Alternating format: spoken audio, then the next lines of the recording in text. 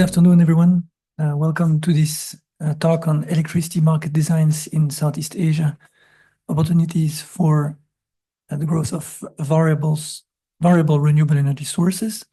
It's a great pleasure to welcome Ernst Kuneman from Agora Energiewende, who's an expert on power system designs, energy policy, and is a project manager at Agora Energiewende, previously based in Germany, working for Adelphi and the International Carbon Action Partnership. And before that, Ernst was at the International Energy Agency, working on issues of energy market regulation, electricity systems regulation, and the role of electricity market regulation in the energy transition. So this is now obviously a topic of great importance in the context of the ongoing energy transition, the transition away from coal power towards renewable energy sources in order to achieve the objective of climate change mitigation, but also to move towards more just energy systems, cleaner, more affordable energy supply. The question is, of course, how to replace coal power that heavily dominates energy systems in the region with cleaner, renewable energy sources. Now, of course, many of these sources are variable renewable energy sources, presenting challenges in terms of the operation of the system, the flexibility that needs to be provided to compensate for the variability of these energy sources. Now, this, of course, this challenge has to be addressed through market regulation, and clearly there are important obstacles that stand in the way of the transition, in particular legal obstacles, contracts, the role of long-term power purchase agreements concluded with investors in coal-fired power plants, and more generally the legal arrangements governing electricity supply. So it's a great pleasure to welcome Ernst, who, as I said, has unique expertise both in Europe, so we've closely followed the energy transition in Europe, and now for a number of years now already is examining the energy transition in Southeast Asia.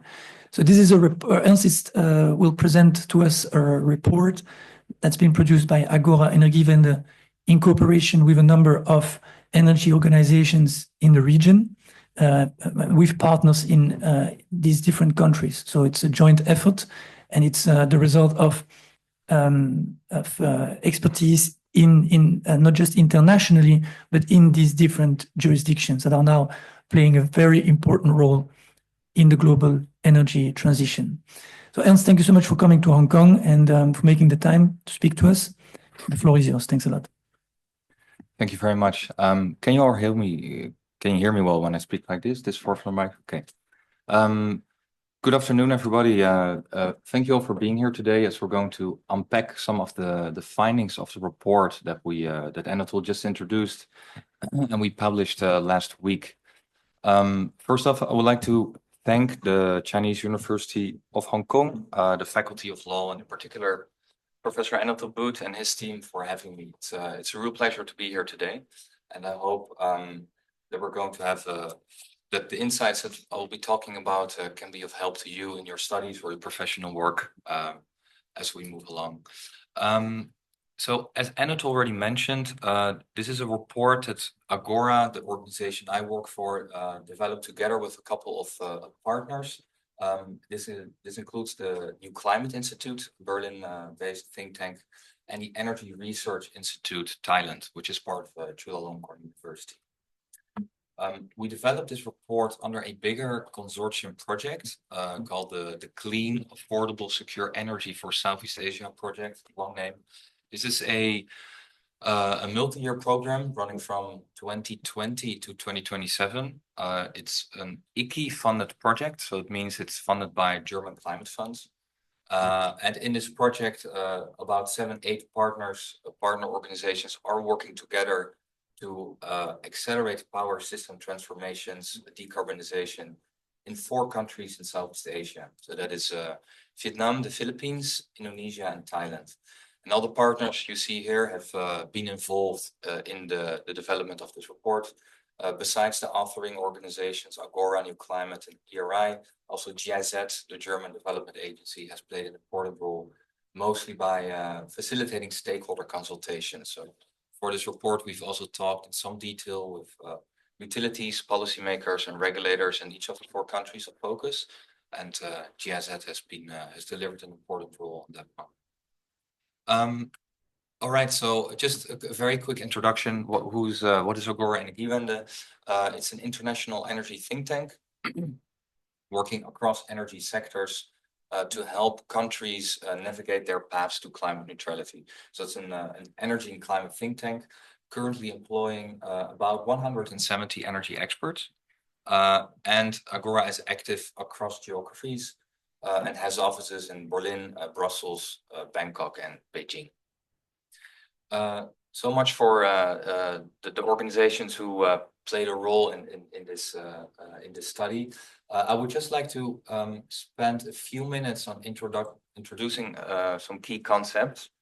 I know that some of you may already be quite familiar with power system transformations, but some of you may not have been working on this in detail for long. So I just want to run through a couple of key introductory aspects. So we're talking about electricity market designs today. We are taking a pretty broad definition of market designs, essentially looking into the different mechanisms, market mechanisms, policies, regulations, and incentives that all shape and govern how energy is procured over the long term, how it is produced, how it is managed, how electricity is balanced on a daily basis, how demand and supply is balanced, and of course also the long-term arrangements that are in place to secure long-term energy security in a power system. Now it is good to keep in mind that market designs are designed for a particular purpose. They need to help countries deliver good sectoral outcomes, right? You would want to have secure availability of electricity. It needs to be affordable, it needs to be reliable, continuously available. And of course, over the past decades, a new core objective has come in addition to that, which is the decarbonization of energy sectors. And that has a big implication on market designs, because when essentially the policy objectives change, the market should often follow along. And this is kind of the main challenge for Southeast Asian power systems, that is to adjust market designs in a way that they can deliver, that they can set in motion this decarbonization of supply in a least cost manner. So on the slide here, you see an overview of the different systems, archetypical systems out there. I won't dwell on it too long, but it's essentially situated on 2 dimensions, level decentralization and competition. So traditionally, market designs or power systems were built around fossil baseload assets. And the key characteristics of these assets is that they have a pretty high share of variable costs over the lifetime of a project. Now with the entry of wind and solar, the cost structure of the system is changing. Variable costs are no longer that important. Rather, it's fixed operational costs and, more importantly, the capital costs. So for wind and solar energy, the upfront investment plays a much bigger role in the overall cost picture than keeping them running.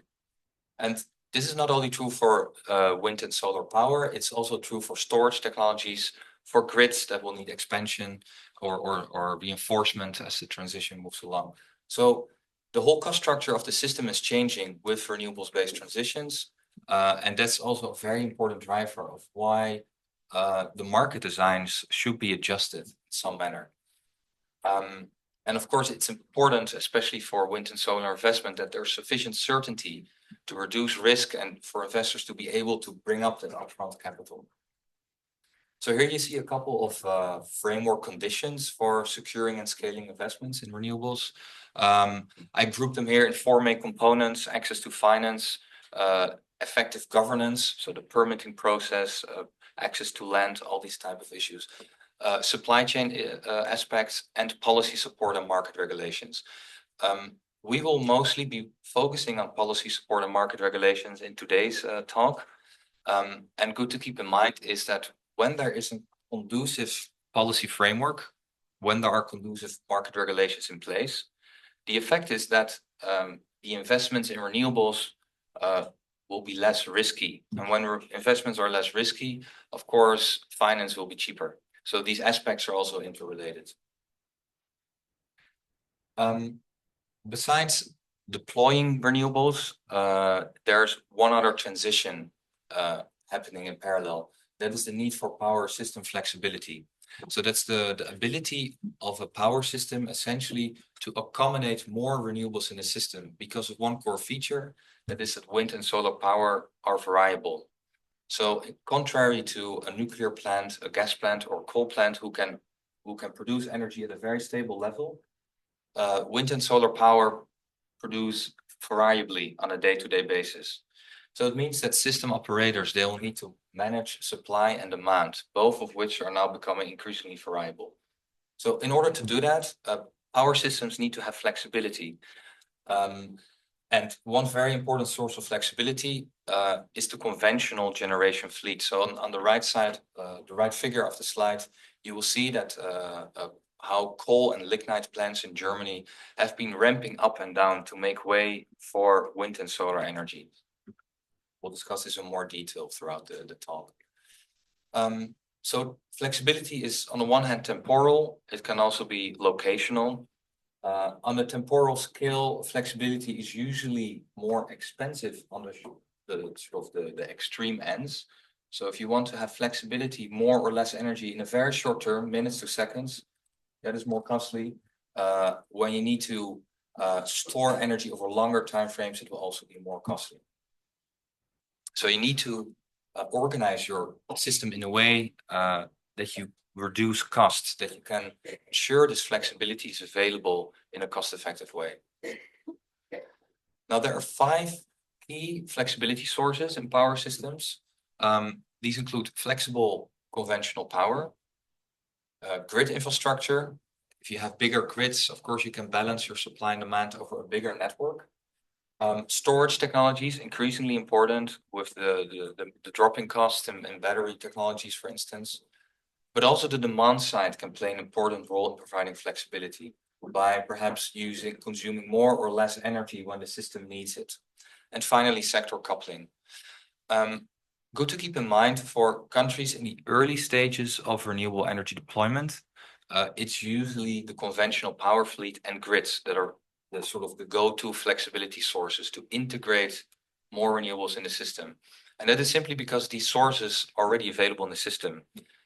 It's just important to make sure to use them effectively as more renewables come online. So the integration challenges of renewables, they differ per phase. The challenges differ when you start to deploy more renewables in your system. And what we're seeing in Southeast Asia is that the main challenges right now is to unlock that flexibility potential from the assets in the system, so from conventional power plants, for instance, optimizing dispatch arrangements, so when do you use what plant and how much of it, and of course the scale deployment, because as we will see, the deployment of renewables is still in the early stages in Southeast Asia, and there's great potential to move things forward quickly. So that's what we'll be looking into next. First, a bit of an overview on Southeast Asia. So it's a region very much dominated by coal production overall, still accounts for about 42% of power output, followed by gas and also hydropower, a lot of hydropower potential across the region. Now, all 10 ASEAN member states have committed to achieving net zero emissions. Philippines is the exception, although it does have a long-term or deep decarbonization target in place. And more and more countries are also introducing coal phase-out targets. So far, what we're seeing is that these are mostly targets. They're not always backed up by coal phase-out strategies. So that's also something we will be talking about in some detail later on. Now, because most countries have these net zero targets in place, of course, the key way to achieve those targets is by ramping up renewables. So what we're seeing is that most countries in the region are ratcheting up their level of ambition when it comes to deploying renewables in their power systems. I'm not sure if you can see it on the slides, but in Thailand, this target has recently been increased to 51% of renewable power by 2037. It was previously, I think, 36, the target. And pretty ambitious targets are in place also in the other countries of focus, like the Philippines and Vietnam. In Indonesia, it's the only country who's going in a different direction, at least on the short term. They face some obstacles achieving their renewable energy target, and they're now discussing scaling it down, at least in the short term, before things will ramp up again. So it's they're going through a kind of a readjustment period, you could say. So here you can see where things stand in our 4 countries of focus today. So that is the Philippines, Vietnam, Indonesia, and Thailand. Overall, what you can see is that the share of wind and solar power of variable renewables is still below 5%. And this is in line with the average across ASEAN. The key exception here is Vietnam, which had already deployed a lot of solar power and also wind up to 2022, and is now focused on integrating all that capacity, also facing some network constraints. And we'll talk also a bit more about that later. So of course, at these shares below 5% of output, really the key priority for Southeast Asian countries is to rapidly deploy renewables to get those shares up. And in order to do that, investment certainty is very important, to have a clear pipeline of projects and also to make sure that risk in investment for investing in renewables is manageable. The good news is for Southeast Asia is that there is tremendous potential to scale up wind and solar power. On the one hand, countries are growing year by year often by 4% or more, to the point where Southeast Asia is really the forefront of global economic growth at the moment. And it has been that way for some time. On the other hand, or accompanied by that is record foreign direct investment inflows every year. So there's a lot of investor interest. There's a lot of interest among businesses to be part of this growth trajectory. And of course, this broader economic growth trend has a major implication on power systems in the region. So on the left side, you see an overview of how much the generation fleets in the region have grown and are projected to grow.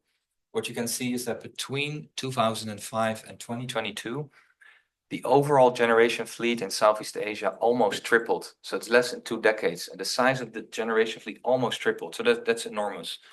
If we look at recent modeling scenarios by the ASEAN Center for Energy, where we can see that the size of these fleets are projected to quintuple or to quadruple by 2050 or more, depending on the scenario you look at. So there's still a lot of growth coming our way, and of course this comes with very high investment needs. There's simply a lot of need for more infrastructure to meet people's energy demand, to meet the demand of businesses and industry.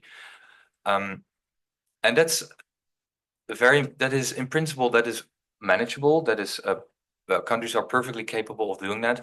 And in one part, because they are able to draw on tremendous renewable energy potential, which you can see on the right side of the slide. This is based on a model where we look into the technical potential for wind and solar, taking account of land constraints. What you can see is that there's high potential in both wind and solar and also in offshore wind. And most of this potential has not been exploited to date. So there's a bit of a paradox at play in Southeast Asia, you could say. there are all these growth factors of high robust economic growth, high investor interest to be part of that growth, record foreign investments inflows, high resource potential for technologies, the costs of which have really dropped massively over the past decades, which are now cost competitive. But despite these growth factors, the overall picture in Southeast Asia has been of limited VRE deployment to date. Now these things are changing. More renewables are coming into the system, but not yet at a pace that you would expect for a region with this much potential. So something is missing, you could say. And what is missing, we think, are conducive arrangements to both deploy more renewables and to integrate them. And this is essentially what market designs can deliver or should be about. This also what this paradox is also what led us to do research on this topic.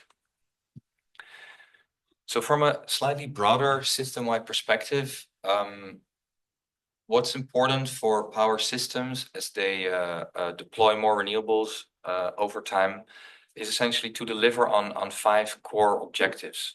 The first one is delivering investment certainty for renewables, as just mentioned, but there are other ones.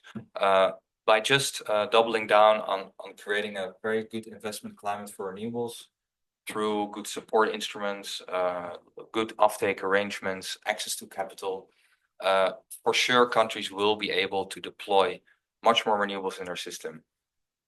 But doing that in a one-dimensional way will not ensure that all that renewable output is effectively used in the system or is integrated in a least cost manner. So that's why power systems also need flexibility over different timeframes. They will also need a cost-optimal generation portfolio. So when you deploy more renewables, it's not just about doing that and keeping things as they are. You might actually need to adjust your planning. Instead of baseload assets, you would want to procure peaker plants, storage capacity, look into your network upgrade. So it also comes with a different planning arrangement in order to ensure system adequacy in the long run. And of course, it needs to be accompanied by a strategy to phase out fossil fuels in a way that's cost efficient. And all of these things need to be done in a way that maintains the affordability of energy for consumers. So these are kind of the 5 criteria that we looked at in our report. Essentially, what we did is what is going well at the moment, and where do we see opportunities for improvement over the coming years. So this brings us to some of the key insights of the report. When we take a closer look at the market design landscape in Southeast Asia, what we're seeing essentially is that the single buyer model prevails. So there are 2 competitive systems in Southeast Asia. Singapore is one of them, Philippines is the other. Then there are 8 power systems with a single buyer arrangement of some type. These single buyer systems in the region, they change to some extent in terms of how much the utility has been unbundled, how much competition is being allowed in the system. But overall, they share one core feature of single buyer systems, and that is a centralized arrangement where the utility is responsible for purchasing electricity and for distributing it to consumers. So it's this centralized arrangement that all these systems have in common. On this slide, you see a schematic overview of what a single buyer looks like. So this is an integrated single buyer system, meaning that core system functions like the daily operations of the electricity system, the system operations are part of the utility, are integrated in the utility itself, but also the single buyer activities like the procuring and the selling of energy. And then you have limited private sector involvement through IPP arrangements. So these are independent power producers. They enter into long-term contracts with the utility to deliver their energy for the system. Here you see a schematic overview of an unbundled single buyer system. So this is not a privatized system. It's still a system where the utility retains a core sort of retains its presence along the value chain. But here it does so in a slightly different legal construct. So instead of having all its core functions under the same company, it has separate companies, separate legal entities for each different system function it delivers. So it will have, for instance, different generation companies.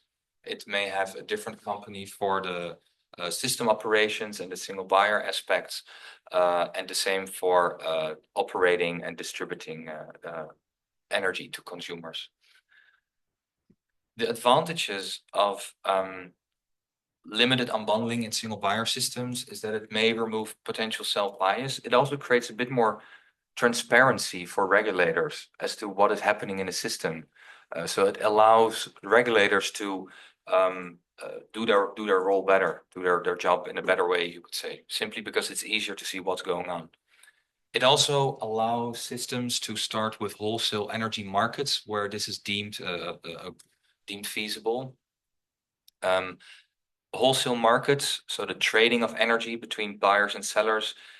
I think, if anything, the past 2 decades of power market reform, it has shown that it's not really a core instrument for ensuring new investments, simply because wholesale markets come with volatility, with price volatility. So they will also always need long-term arrangements on the side. What we have seen, however, is that wholesale markets are quite useful for integrating renewables because they attach value on the short run. They come with short run value of electricity. So it gives some flexibility to participants in the system to adjust their position as renewables come in. We're now going to be looking in a bit more detail in the different countries of focus. So here you see a schematic overview of Indonesia's single buyer system. It is an integrated single buyer system, so all the core utility functions are part of PTPLN. And PTPLN engages in long-term arrangements with independent power producers. In Indonesia, we see that the end user tariffs are subsidized, and that means that PTPLN, the utility, cannot recover all of its costs. So that's why the Ministry of Finance compensates the utility every year with a certain amount to make sure that its balance sheet is maintained in a good state. Important to remember for Indonesia is that there's limited scope for market reform. This has to do with some political economy factors, mainly with a dominance of a state-led development paradigm and a dominant role for state-owned enterprises in core sectors like electricity. The paradox in Indonesia is that you may have seen it in our previous slide.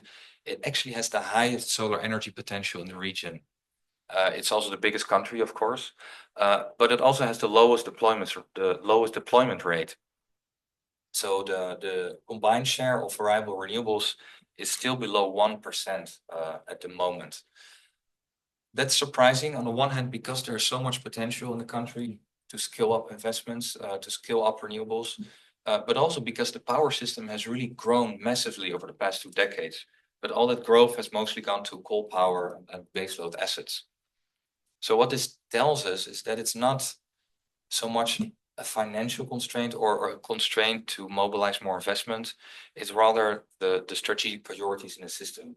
So from a market design perspective, you could say there is an opportunity for Indonesia to replicate its investment model for renewables instead of the course it has been going so far. Here, an overview of Thailand. Thailand has a ring-fenced single buyer model. What that means is that some of the core utility functions are, well, they are ring-fenced. They're kind of separated from other parts of the utility. I know that these schematic overviews may be a bit detailed, but perhaps you could always look back at them after the talk. The key thing for Thailand is that instead of one utility, it has 3 utilities. 3 state-owned utilities, 1 for the transmission of electricity and 2 for the distribution of electricity. Like Indonesia, it has a long-term contract market, so PPAs, and it is relying mostly on gas-fired power.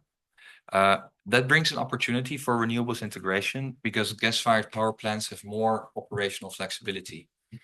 The key challenge for Thailand, however, is to make sure that these assets can be operated more flexibly as renewables come in.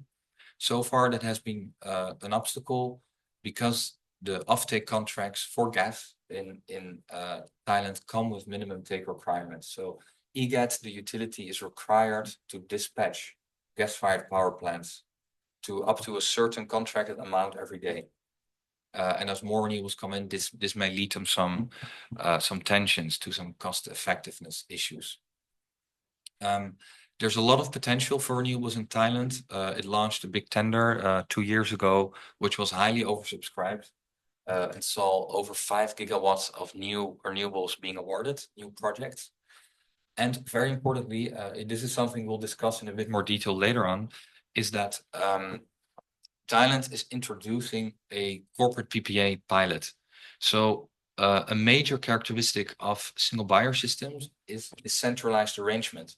It means that investments coming into the system will always depend on the utility's procurement mechanism. So the utility will send out a tender. It may ask for proposals from investors, but there's not an opportunity for, let's say, a big company who is consuming a lot of electricity to say to its neighbor, can you build a solar installation here and deliver it to me?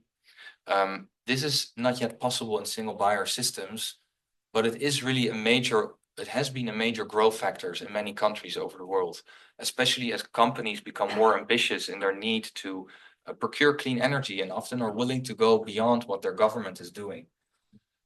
So this is underway in Thailand, and it's a real potential avenue to increase investments over the coming years. Now, the same is true for Vietnam. Vietnam is also introducing corporate PPAs, bilateral contracts, and it's already one step further than Thailand. It's been formally approved and it's already being implemented at the moment. So in Vietnam, we're seeing it it has an unbundled single buyer system. It's actually the only unbundled single buyer system in the countries of focus today.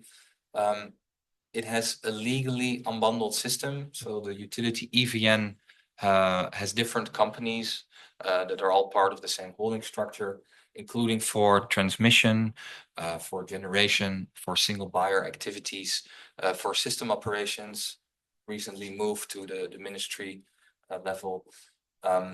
And contrary to Thailand and Indonesia, Vietnam does have a wholesale market. That is, right now, it has a regulated market where producers can bid with their costs and trade energy. They have been working with that model for about 10 years, and it's about to transition into a new one, into a fully competitive system. So that's very much an ongoing process. And Vietnam actually thereby really has a very comprehensive market design roadmap in place. So participants in the system, they know what the future system is going to look like, at least the contours of it.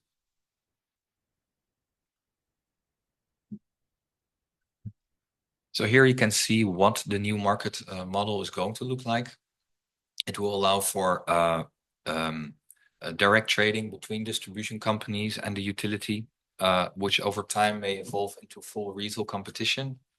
And there's a different payment structure in place compared to the other systems. So because generators are bidding into the market, they will see part of their revenue also from the market.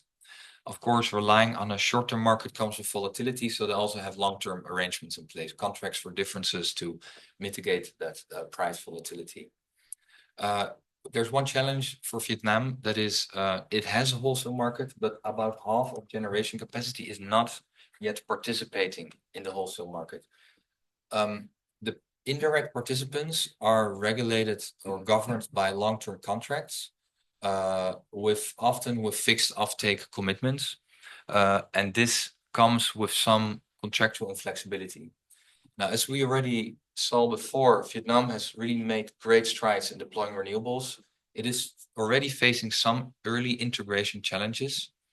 So relying more on these market mechanisms to accommodate renewables is going to be important. And there's a real opportunity for the country to do that as it moves along in its market design pathway. This is the last system in focus. The Philippines, it's an unbundled system, competitive. It's also the only country in Southeast Asia so far that has introduced fully competitive renewable energy auctions. So it has procured more than 5 gigawatts over the past 2 years through competitive arrangements, which then assign a long-term contract to the winning bids.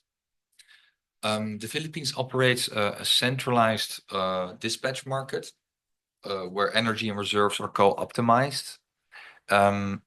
And on the side, it employs a bilateral contracts market. So here we're getting into some market design technicalities. If it's feel free to come back to it later if it's not fully clear. But the main distortion that we're seeing is that there is this centralized market arrangement in the Philippines to dispatch assets. It means that all producers are obligated to offer all their capacity into the short-term markets. But on the side, they also have bilateral contracts with a local utility, and they fully rely for the revenue on these bilateral contracts. So what happens is that power producers will want to be dispatched to honor their bilateral commitments, with the result that some of them may face an incentive to bid below their costs in the wholesale market. And that may, of course, then undermine dispatch efficiency and price discovery in the system. And that's something that may need to be tackled in the future, either by moving to a fully centralized market or to a self-dispatch system. So overall, what we're seeing in these single buyer systems is that they have performed very well over the past 2 decades on a couple of key indicators. This includes system adequacy, the reliability of the systems in securing supply of energy, and in the mobilization of private capital. So there's been the share of independent power producers has really increased in all of these systems over the past decade or so. And of course, also a lot of gains were made in terms of energy access. However, when we look at the priorities going forward, we do see some challenges that will need to be tackled, especially when it comes to deploying renewables in the system. And this has to do with the utility business model. So under current arrangements, we see that the utilities are often constrained in delivering more network investments. And many of those investments will be needed over the coming years. And we have seen limited incentives for cost optimization. So there has been a bit of over procurement of power in the system. And of course, that leads to more costs if you have more supply than you actually need. There's some potential to improve system operations. It's more technical part. And then a very important part is the contractual arrangements. We'll look into more detail on this later, but the contractual arrangements are in most countries really limiting the cost-effective utilization of the existing flexibility potential in the systems. And there are real opportunities to mitigate those challenges. Then there are, on the investment side, there are some opportunities to improve procurement of renewables, perhaps bigger tenders, more transparency and long-term clarity, and to open the markets to create more investment opportunities for renewables. And the Philippines is performing a bit better on system operations because of its sophisticated dispatch mechanism. So a major insight of our study is that despite all the progress being made already, more action is needed in order to deploy more renewables in the system. And renewable energy investment can be mobilized essentially through 3 core avenues. So one is utility procurement. We already talked about this in some detail. The other one is on-site investment. So as a company, perhaps you would want to deploy more renewables by planting rooftop solar on your roof. A lot of potential for that as well. And what we quickly touched upon, bilateral procurement. So the opportunity for individual companies to directly enter into a contract for the supply or purchase of clean energy. So to date, the deployment of renewables in Southeast Asia has by far the most relied on utility procurement. This means that two other key avenues, on-site investment and bilateral procurement, have been underutilized. So the priorities at the moment are kind of for the systems to double down on utility procurement while opening up investment opportunities for on-site investment and for bilateral procurement. So here you see an overview of how things stand in Indonesia at the moment.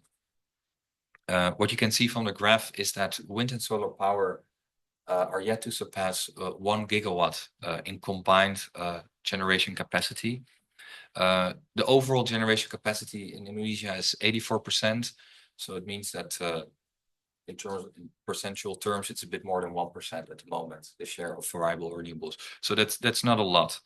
And why is that the case? Essentially, there are a couple of barriers in Indonesia that have been holding back renewable investments, despite the fact that the country has a lot of potential to scale things up. It has to do with fuel cost subsidies on the one hand. So there is you probably know that Indonesia has a lot of coal, domestically produced coal. Now, coal mining companies are required to reserve a certain percentage of their output for the domestic market and sell that at the below market rate. So this keeps the price of coal down, and it renders coal a very competitive generation source. This measure interacts with the renewable tariff support measure because a price ceiling applies to renewable tariffs.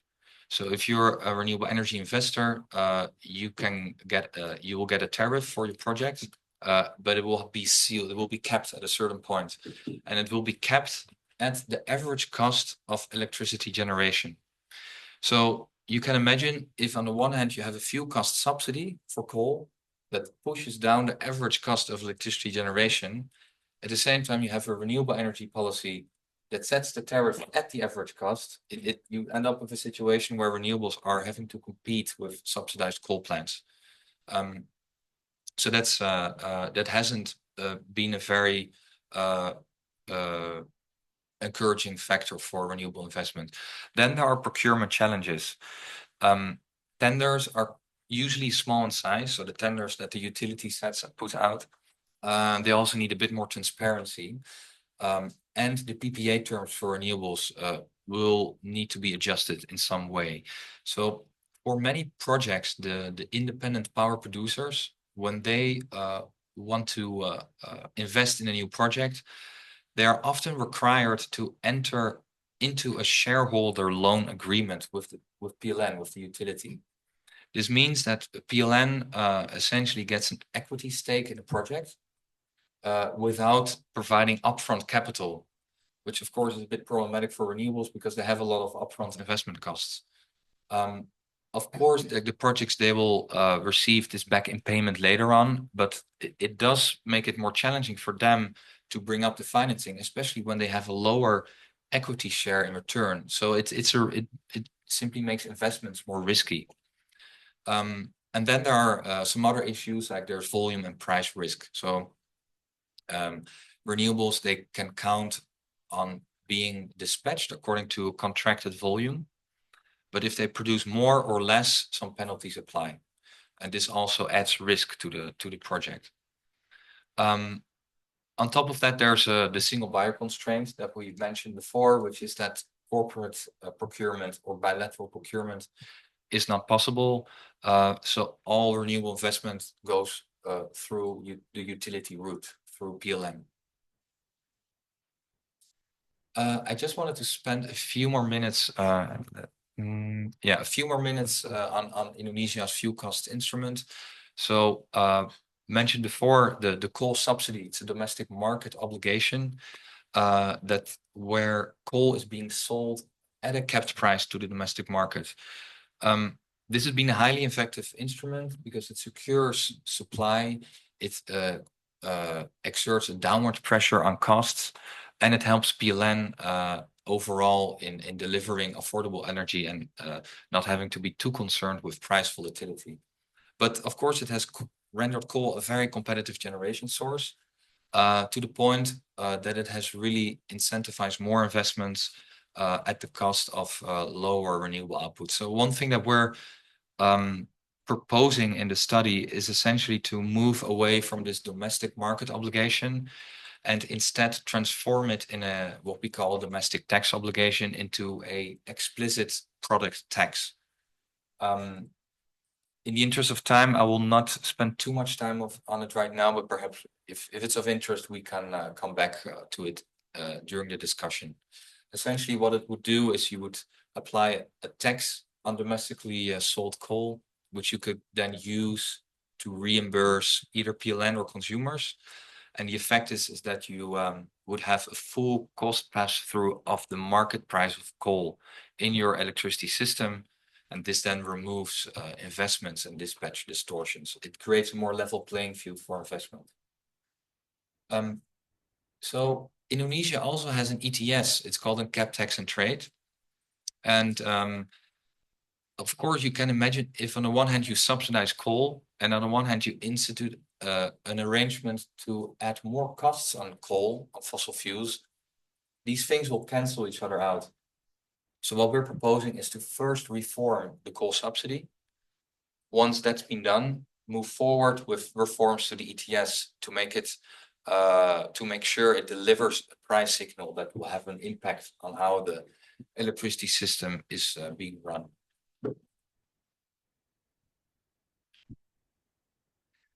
Here you see deployment rates in Thailand. Used to be about below 5 gigawatts wind and solar power, but that amount is set to double over the coming years because a big tender was launched in 2022, procuring or awarding more than 5 gigawatts, and more than 3 gigawatts is to be procured over the coming period in addition to that. So Thailand is really making very good progress at the moment. Despite that progress, there are some issues to account or to address.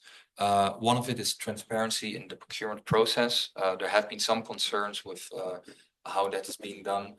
There's also been a prevalence of small projects, like usually smaller than 90 megawatts, whereas bigger utility scale projects could in principle yield some scale benefits. So that might be something for the country to look into. And the offtake agreements, they're pretty good, they're bankable, but they do impose some volume risk on producers. Here's Vietnam. You see an overview of its latest power development plan. And the thing that really stands out is the very ambitious wind power development over the coming decade towards 2030. Off the top of my head, I think Vietnam is planning to procure around 22 gigawatts of wind power, mostly offshore wind power, towards 2030. And it has already deployed a lot of renewables over the coming years, in recent years, particularly in solar power. So Vietnam is really on its way to become a regional frontrunner in renewables deployment. In fact, it already is. And it's currently also having to tackle some integration challenges in the south as grid capacity is not really keeping up with all the supply that is coming in, at least at a local level. Because Vietnam has deployed so much renewables over the years, it is currently taking a step back. So it will procure more renewables towards 2030, but it's currently reorganizing its policy framework to that end. So it's working on a new procurement mechanism. Currently, there is none. It's been working on a new feed-in tariff design. And it's, as I mentioned before, it's launching a corporate PPA mechanism, which this, alongside the utility procurement, will be important for renewables deployment.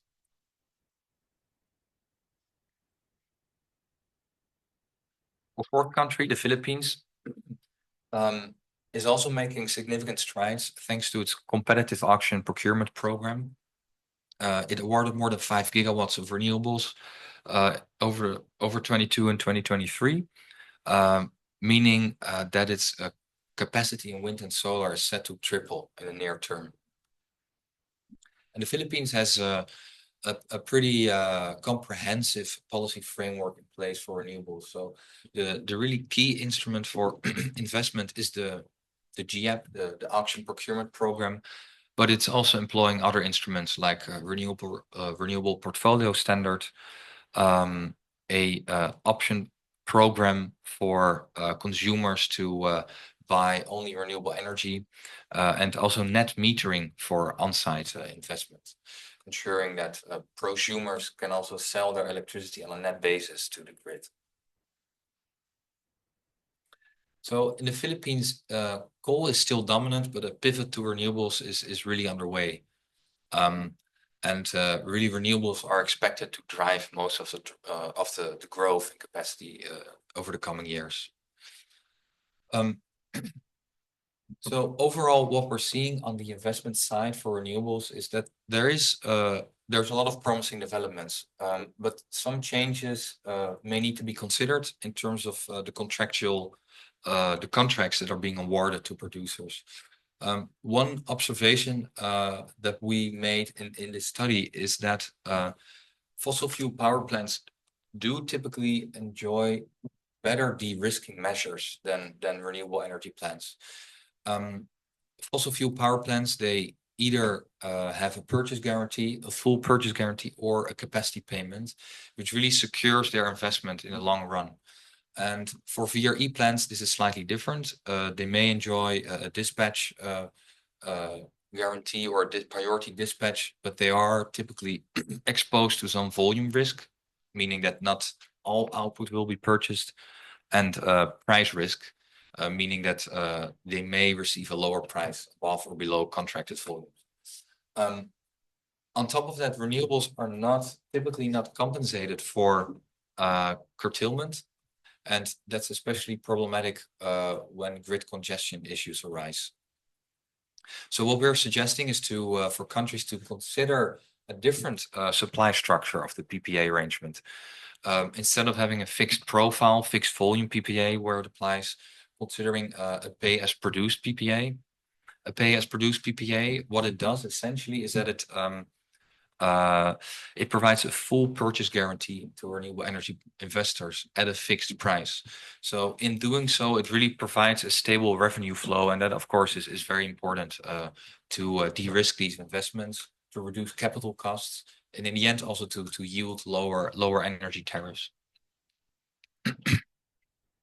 So up to now, we've talked mostly about renewables. Of course, when renewables increase in the system, the fossil fuel fleet will need to be reorganized in a way to make way for this inflow of variable supply.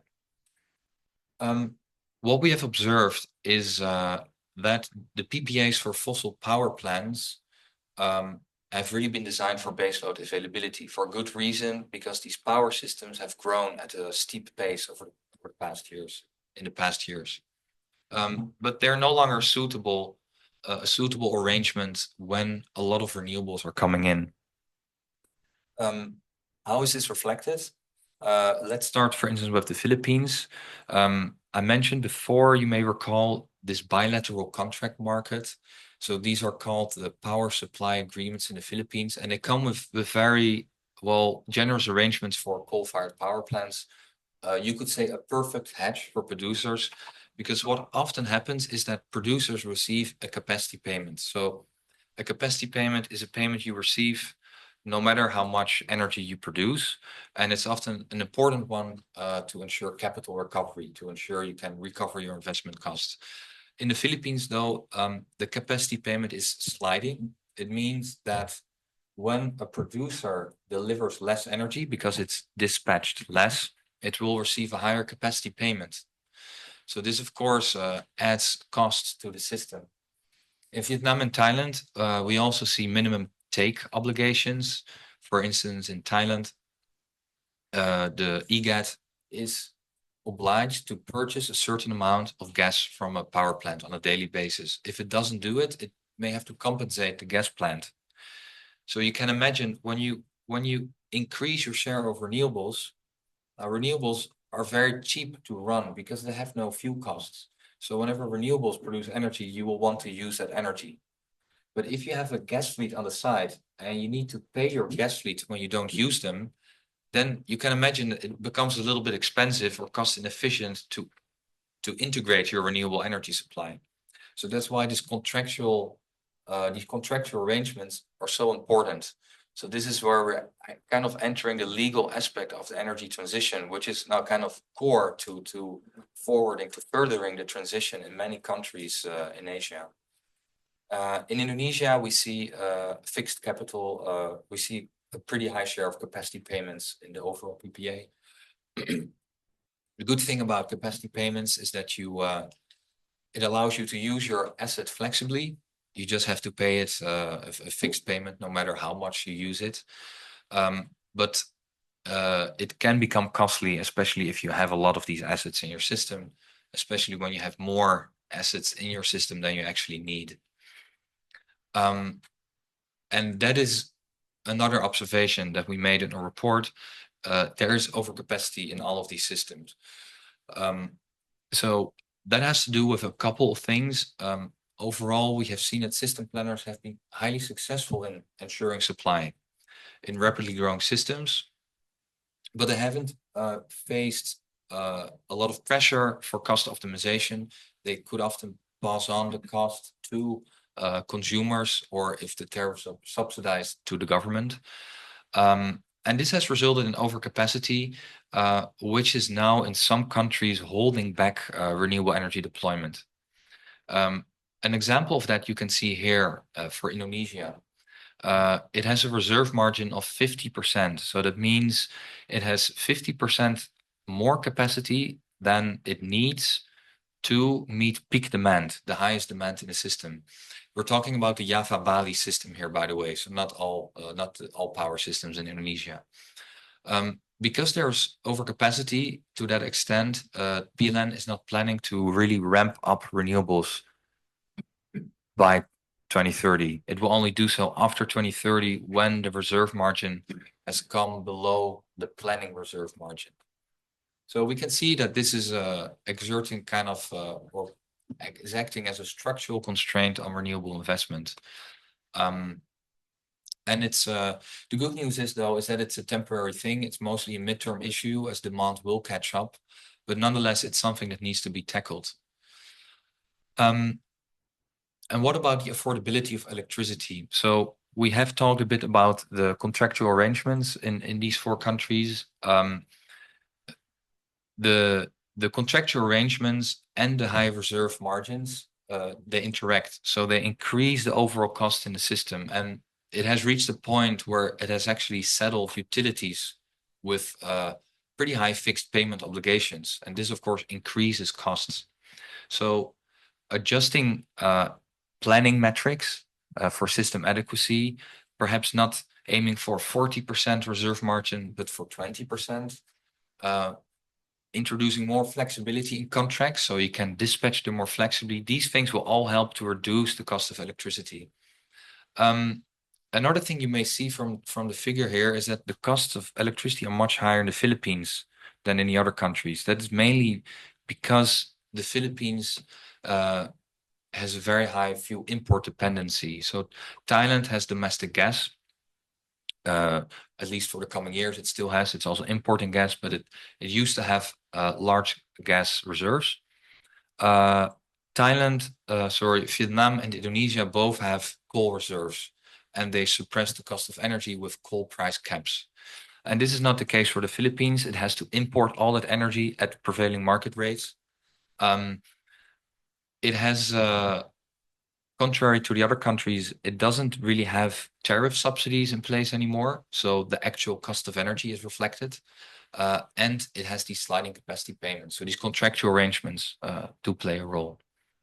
So what can countries do to guarantee the affordability of electricity? It also has to do with contractual reform. It's about rebalancing the market risk exposure between conventional producers and consumers. So up to now, like in the Philippines, consumers face all the risk of fuel price volatility, of the underutilization of coal assets, etc.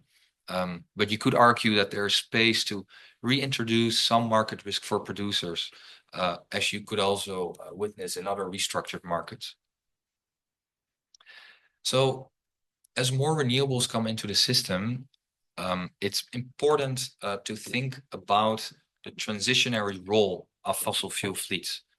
And here, what countries could consider, for instance, is to assign a different role to distinct segments of, let's say, a coal power fleet. So we know there's overcapacity in the system, which means there may be some potential to retire some plants ahead of their life cycle. This will need to rely on novel financial instruments. So that will already take out some capacity out of the system to deploy renewables more quickly. It may not be able to scale retirement due to financial constraints. So it could be worthwhile to assign a second part of the fleet to a strategic reserve. This means you take them, you don't decommission them, but you mothball them. You put them in a strategic reserve where they are kept as backup supply. They are not being used on a day-to-day. Because of that, the operational costs are kept to a minimum, and they're no longer really in the market. So you create space for more renewable deployment. Whereas you could then use a third part of your fleet to really stay online and to help integrate renewables by ramping up when solar production is low and ramping down when renewable production is high. This is the repurposing route, and this will also require contractual reform to mitigate these dispatch inflexibilities. So what you can see here, out of these, for each of these three transition pathways that countries could pursue in parallel, contractual reform is at the core of it. So again, the legal aspect of the transition is at the moment really one of the perhaps the most important aspects to move things forward. So this brings us to a couple of high-level takeaways. One major finding, this of course was a market design assessment. A major finding of the assessment is that it is not really necessary for countries to really undergo structural, profound reforms of their system. Actually, power systems, countries, they really can invest in renewables by implementing some targeted measures. They don't need to go down a 10, 20-year reform pathway. Instead, if they implement targeted measures to the investment landscape and to flexibility and system adequacy, they can really get things going. And this will have to start with scaling the procurement pipeline for renewables through more transparent tender mechanisms or by introducing auction mechanisms and very clearly aligning these tender schedules to renewable energy targets. So this will create investment certainty for investors. It will create a certainty that more projects are coming online, so investors, they can prepare, for instance, with land acquisition and land agreements, etc., and requiring mobilizing the capital needed. It's also about opening new investment opportunities, not only relying on utility procurement, but also introducing new contractual arrangements so that producers and consumers can directly enter into contracts with each other. It is also about de-risking the PPA arrangements for renewables. So as you know, as we've seen, most of these arrangements, they are bankable, but there's room to improve them. For instance, by adopting a pay-as-produced supply structure.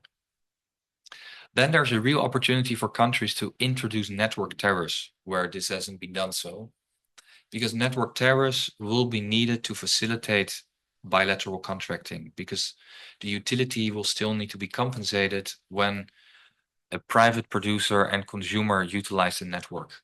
They will need to compensate the utility through a network charge. The good thing about a network charge is that it would also help utilities.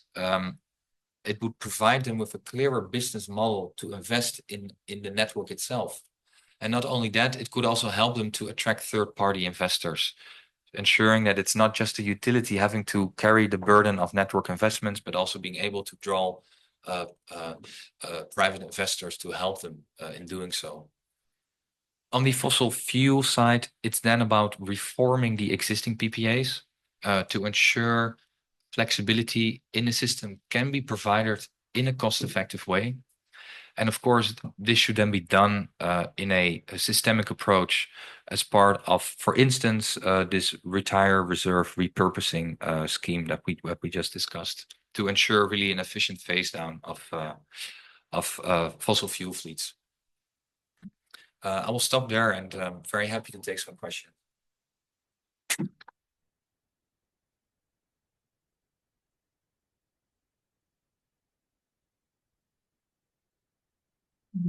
Wonderful. Thanks so much, Ernst, for wonderful presentation. Super useful. Don't think I've ever attended such a detailed overview of all the electricity market structures and challenges to renewable energy development in Southeast Asia. So congratulations for a great presentation and a most important report.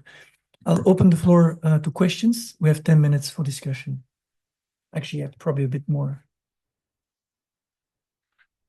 I know it was a lot of material to cover, so if you need a moment, I understand. Thank you very much for the informative and also very detailed presentation. Congratulations on the report as well. I really appreciate the, very detailed explanation regarding market design, the areas for improvement.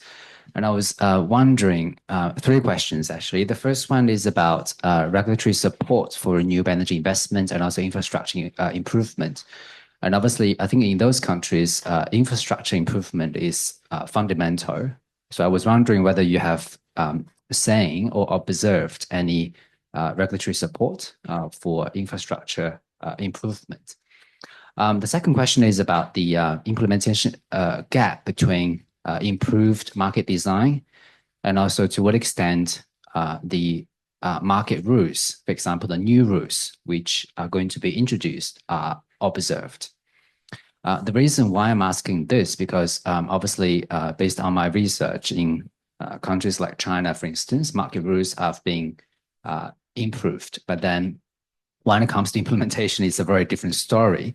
There are various reasons why this is the case. So following the second question here is about a very specific issue in terms of contractual renegotiation. Obviously, that's a very important area. So I was wondering, like for contractual renegotiation, who's going to initiate that? And also to what extent the new contractual obligations, for example, are going to be honored? Because the bargaining power between the parties are drastically different. So whether you can actually share some insights about those issues will be really appreciated. Thank you. Thanks. Thank you very much for these. I think they're all very important questions. I will try to address them one by one. I think your first question was relating to the infrastructure development. And by that, I assume you mean the state of the network. So indeed, what we're seeing is that especially in 3 of the countries of focus, Vietnam, Philippines, and Indonesia, the need for new grid investments is pretty steep. Thailand, more investments will be needed as well, but it already has a pretty solid network in place. What we're seeing, for instance, in the Philippines is that a delay in a network build out is also delaying the pace at which renewables can come online. So in the Philippines, we're seeing an example of a pretty effective procurement mechanism, but bottlenecks further down the line, for instance, by making sure that these new projects can be commercialized on a speedy basis by being connected through the grid. And here there's real potential for improvement. I think it comes down to this thing we were saying before, is that there's probably an opportunity for countries to also look more into third-party investment models for network upgrades. For instance, there are multiple ways for doing this, of course. There are different models you could look into. The one recommendation we're making is to perhaps explore the role for network tariffs. because this already aligns with the requirement for introducing corporate PPAs.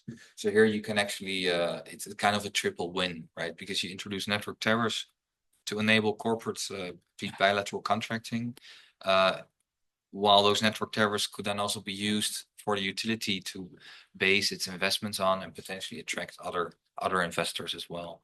But you're right, it's something that needs to improve, in all of these countries, as actually is the case for most countries in the world at the moment. In terms of the implementation gap in market design, I wouldn't say there's a gap in implementation when it comes to market design. Vietnam is the only country with a very detailed market design roadmap in place. So they're actually working towards a new target model. And that, of course, requires resources to make that happen. And they're working quite hard to make that happen. But when we're thinking about the requirements for renewables-based transitions, more needs to happen on the investment side. The other aspect is that there's, even though corporate PPAs are being introduced, it's not entirely clear how scalable they're going to be in the short term. So it's important to scale those mechanisms and also really take away barriers for rooftop investments. There are both technical and policy barriers that make it more challenging for consumers and businesses to really exploit that avenue.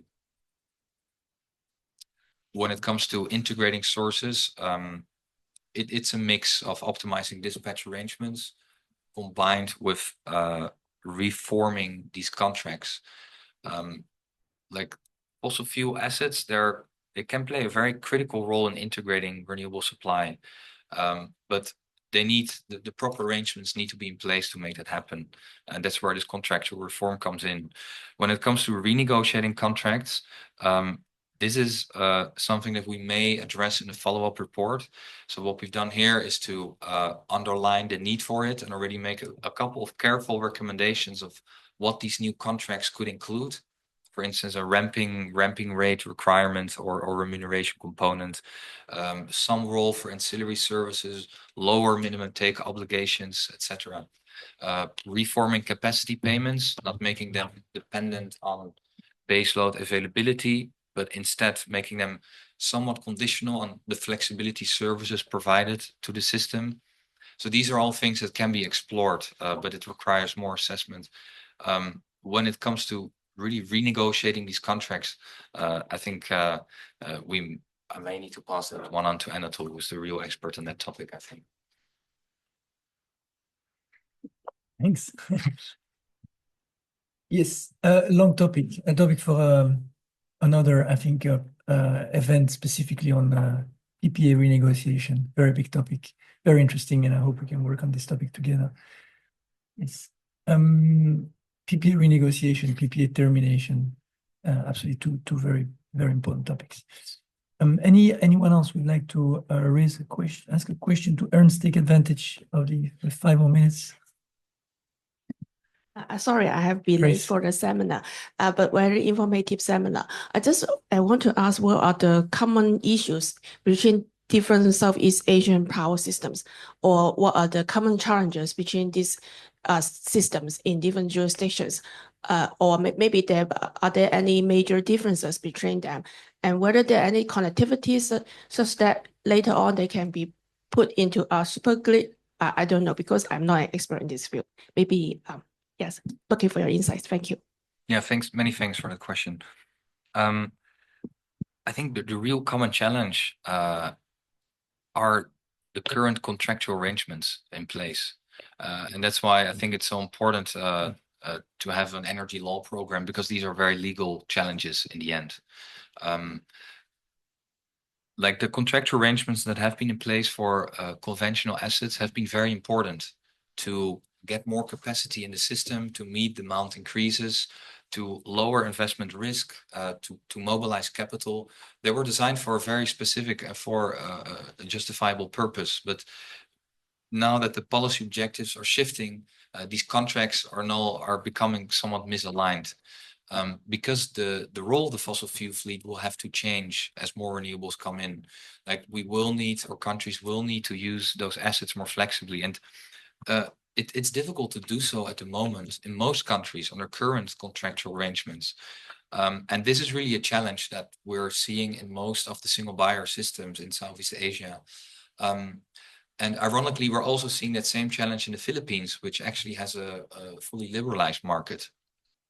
But it also has these bilateral contracts, which include the same contractual bottlenecks for integrating variable supply sources more effectively. So that will be, I think, the key challenge that most of these countries, most of the countries in ASEAN share. On the investment side, the picture is a bit more mixed because some countries are really making a lot of progress recently in deploying more renewables. But there's probably an opportunity for all of them to optimize their tender procedures, to implement more best practices in the way they design their tenders or auctions, and to provide more long-term clarity as to how much capacity is going to be tendered over the coming 10, 15 years, who can participate and under what kind of conditions. Hydrogen, is hydrogen one kind of renewable energies or is a separate kind? It's a tricky one. It's a vector energy, so hydrogen is produced by either fossil fuels or renewable energy. If you're looking to integrate hydrogen into your power system, you will want to use green hydrogen produced by solar and wind power, possibly by gas and carbon capture storage. And if you do use hydrogen, you should only reserve it for when the value of electricity is the highest. So when there's a really high scarcity in the system, you can use your hydrogen that you've stored away to make sure the system remains operable. It would be unwise to use hydrogen on a day-to-day basis simply because it's quite expensive to produce, and the electricity you use from wind and solar to produce hydrogen, you may as well use directly in your system. So that's why kind of the consensus that's emerging is to focus on direct electrification where possible and reserve hydrogen really for the scarcity situations. Thank you. We have 1 minute, one more question. Marcin? Thank you so much for this insightful presentation and also the report. So thank you.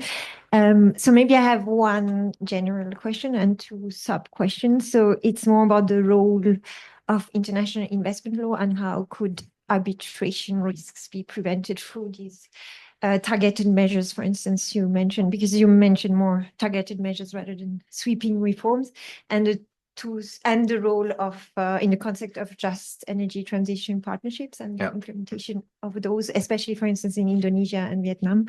And the sub-questions and more, for instance, in terms of de-risking the renewable energy investments and the effectiveness, for instance, of blended finance. And then the second question, which is, I know, covered in the report, but it's not really in the scope of today's presentation, but is more also in terms of local content requirements, because that's also a barrier to investment, and also how it relates to, for instance, WTO trade-related investment measure agreement. And because here there are different, I mean, for instance, Indonesia also, I mean, claims that it's not necessary, although these reforms are necessary to less local content requirement, but it still also promotes. So how, what are your views on this and the report's findings? So thanks a lot. I will start with your second question, and if it's okay with you, Anatol, I'll pass the one on international arbitration to you. I think you have more better insights to share on that one. On LCRs, we're seeing that it's been a bit of a bottleneck, a barrier to renewable deployment in Indonesia, mainly because the LCRs are set quite high, and the domestic production pipeline of solar panels hasn't scaled to an extent that it allows the market to grow, or I should put it differently, the procurement of renewables by the utility hasn't been of a size that allows the domestic manufacturing base to grow. So there has also been limited opportunity for scale effects to make things more competitive and cost efficient. So policymakers are very well aware of that issue, and they are addressing it at the moment. I think just a few months ago they they relaxed some of the LCR requirements in Indonesia. So that's of course a good sign, but it will only apply for a limited time window as far as I know. So more structural reforms on that specific policy will be needed, definitely. In the Philippines, it's much less of an issue. It's very open to foreign investment and also to importing a panel of components from other countries. So here, I think it really depends on the country, and it's more difficult to draw generalizable lines, for instance. It's more country by country issue. Okay, thank you very much, Ernst, for everything, for your questions, for answering the questions for the presentation. I think we have to conclude here. We've already exceeded our allowed time. If you want to chat with Ernst, we can stay a bit longer. So don't hesitate to come and speak to Ernst, and we will then maybe you can stay five more minutes, and then we can Yeah, definitely. Thanks a lot all for coming. Much appreciated, and take care. See you very soon. Bye bye.